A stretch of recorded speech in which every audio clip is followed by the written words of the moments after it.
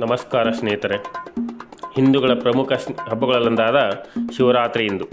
ಕೈಲಾಸವಾಸಿ ಶಿವನಿಗೆ ಶಿವರಾತ್ರಿ ಅತ್ಯಂತ ಪ್ರಿಯವಾದ ದಿನ. ತನ್ನನ್ನು ಪೂಜಿಸುವ ಈ ದಿನ ಭಕ್ತರಿಗೆ ತಾನು ವಿಶೇಷವಾಗಿ ಅನುಗ್ರಹ ನೀಡುವುದಾಗಿ ಸ್ವತಃ ಶಿವನೇ ಪಾರ್ವತಿಯಲ್ಲಿ ಅರಿವಿದ್ದಾನೆ. ಗೆಳೆಯರೆ, ಶಿವಪುರಾಣ ಮಹಾಶಿವರಾತ್ರಿ ಎಂದು ಬಿಲ್ವ ಪತ್ರೆಯನ್ನು ಶಿವಲಿಂಗದ ಮೇಲಿಟ್ಟು ಪೂಜಿಸಿದರೆ ಯಾಗ ಮಾಡಿದ ಫಲ ದೊರೆಯುತ್ತದೆ ಎಂದು ಹಿರಿಯರು ಹೇಳುತ್ತಾರೆ.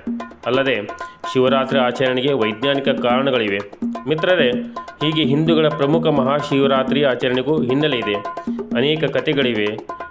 ಶಿವನು ಪಾರ್ವತಿ ದೇವಿಯನ್ನು ವಿವಾಹವಾದ ದಿನವಾಗಿ ಶಿವರಾತ್ರಿ ಎಂದು ಹೇಳಲಾಗುತ್ತದೆ.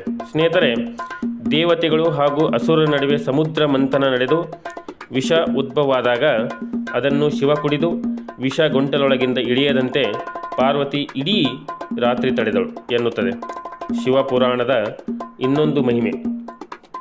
ಗೆಳೆಯರೆ, ಭಗೀರಥನ ತಪಸ್ಸಿಗೆ ಮೆಚ್ಚಿ ಇಳಿದು ಬಂದ ಗಂಗೆಯನ್ನು ಶಿವ ತನ್ನ ಜಡೆಯಲ್ಲಿ ತುಂಬಿಸಿಕೊಂಡಿದ್ದ.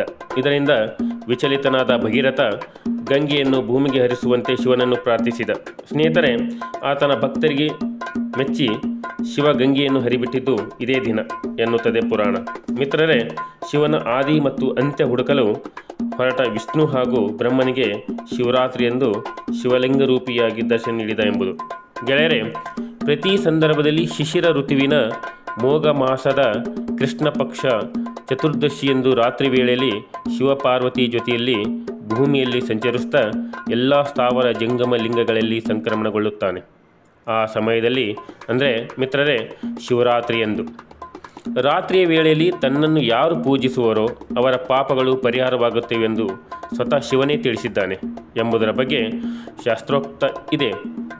ಶಿವರಾತ್ರಿಯು ಸಮಯ ಇನ್ನೊಂದೇನೆಂದರೆ ಸ್ನೇಹಿತರೆ, ಈ ದಿನ ಶನಿ ದೋಷಗಳಿಂದ ಮುಕ್ತಿಯನ್ನು ಪಡೆದುಕೊಳ್ಳುವುದಕ್ಕಾಗಿ ಮತ್ತು ಶಿವರಾತ್ರಿಯ ದಿನದಂದು ಶಿವಲಿಂಗದ ಮೇಲೆ ಶಮಿ ಎಲೆಯನ್ನು ಅರ್ಪಿಸುವುದು ಲಾಭದಾಯಕವೆಂದು